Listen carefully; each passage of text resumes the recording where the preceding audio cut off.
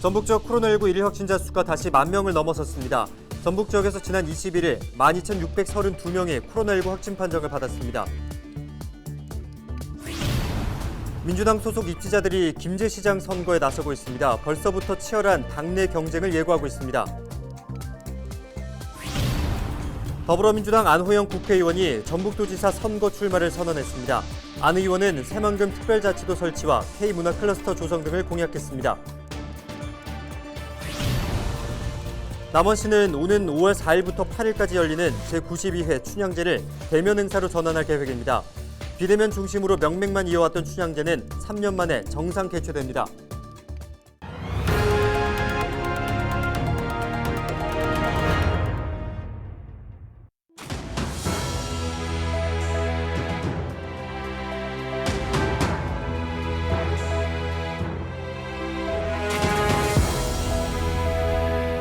여러분 안녕하십니까? 헬로TV 전북뉴스입니다. 전북 지역 코로나19 1일 확진자 수가 다시 10,000명을 넘어섰습니다. 전북 지역에서 지난 21일 12,632명이 코로나19 확진 판정을 받았습니다. 7,000명대를 기록했던 전날보다 큰 폭으로 수치가 늘었습니다. 지역별로는 전주 5,777명, 정읍 708명, 김제 576명, 남원 549명 등입니다.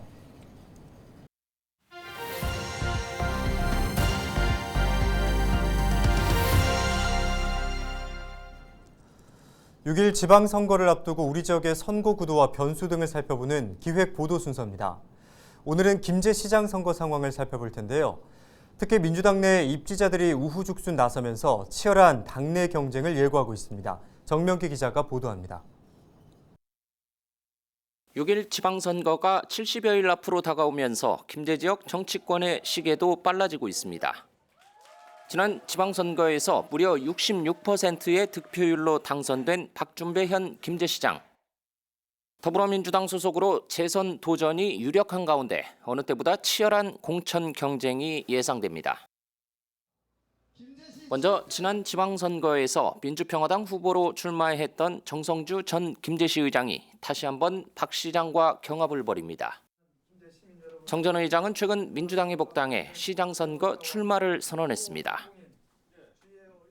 정호영 전 전북도의회 부의장도 다시 한번 출사표를 던졌습니다.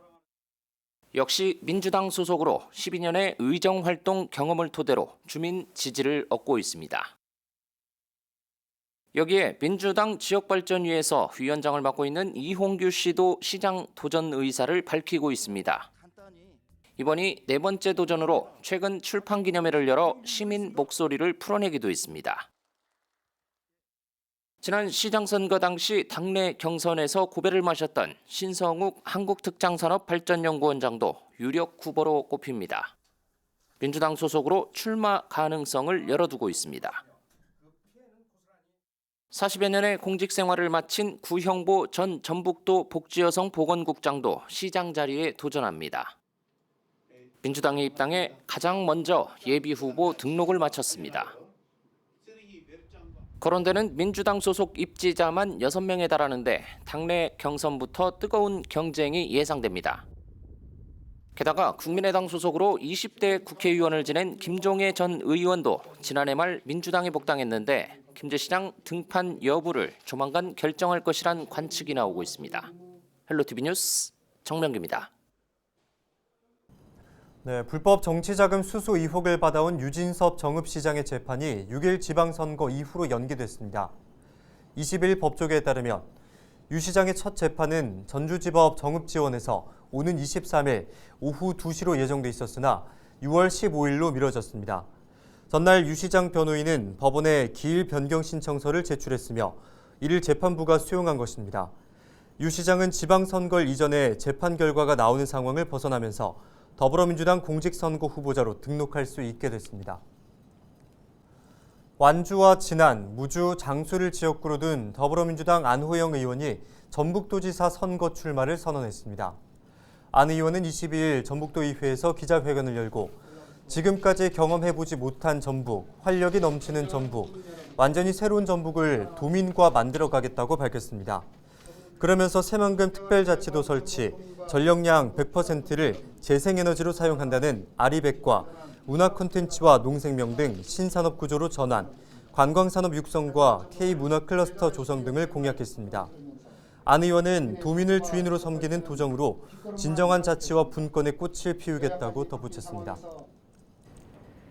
우석대학교 김윤태 교수가 전북도 교육감 선거 출마를 선언했습니다. 김 교수는 학생이 행복하고 교사가 자존감을 회복하면서 학부모 요구에 부응하도록 노력하겠다고 밝혔습니다.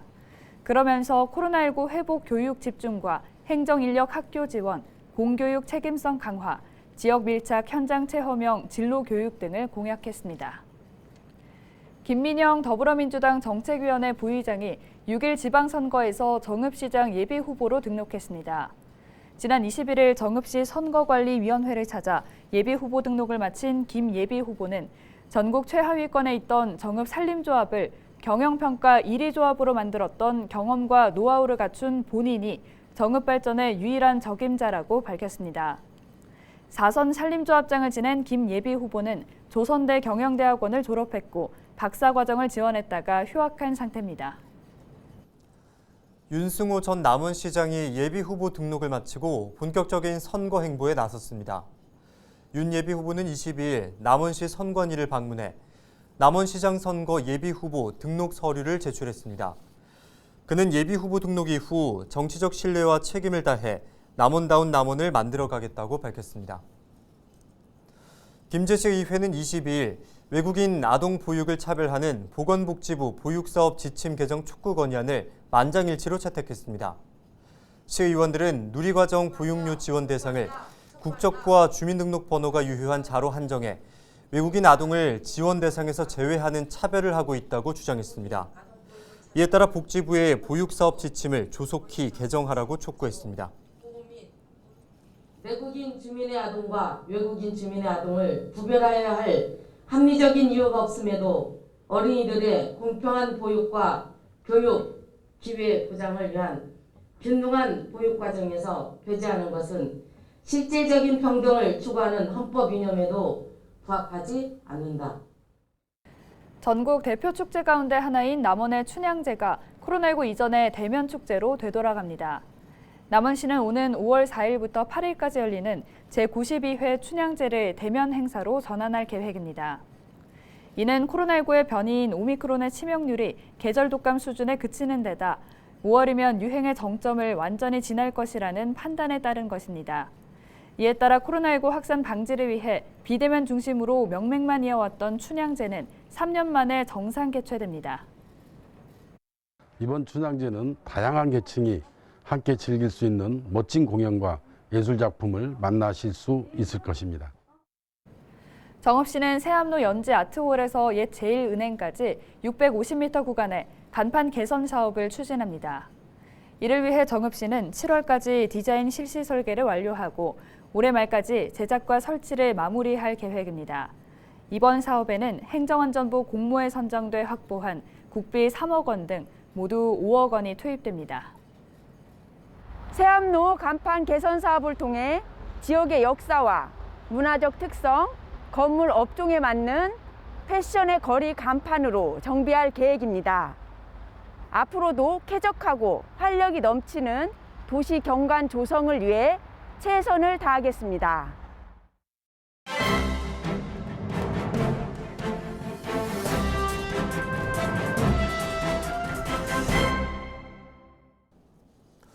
신문브리핑 전북일보 기사 살펴보겠습니다. 윤석열 당선인이 이끄는 제20대 대통령직 인수위원회가 지방선거 전 제2차 공공기관 이전 카드를 제시할 가능성이 높아졌습니다. 인수위 관계자에 따르면 문재인 정부에서 추진하려다가 다음 정부로 미룬 제2차 공공기관 지방 이전은 산업은행 부산 이전과 맞물려 논의가 되고 있습니다. 산업은행만 부산에 이전할 경우 소위 부산이 지역구인 장제원 의원을 필두로 한 윤핵관 우대 논란이 벌어질 수 있는 만큼 지선을 앞두고 국면 전환 차원에서 공공기관 지방 이전 카드가 제시될 수도 있습니다. 현재 윤 당선인의 지역균형 발전 시책 추진 의지는 남다른 것으로 알려졌는데요.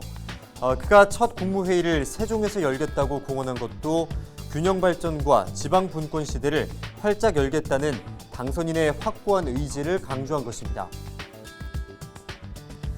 윤 당선인은 인수위에 지역균형발전 특별위원회를 설치했고 부위원장엔 호남 출신 정운천 국민의힘 전북도당 위원장을 발탁했는데요.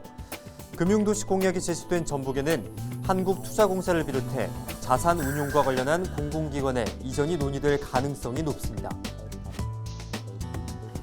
또 전북의 강점은 농생명 산업 관련 금융기관이나 교육기관도 도민들이 희망하는 유치 희망 대상 중에 하나라는 겁니다. 아울러 전북의 전통적 주력 산업인 농산업 관련 기관과 새만금과 연계한 에너지 관련 기관까지 이전 논의 대상에 포함될 수 있습니다. 지금까지 신문브리핑이었습니다.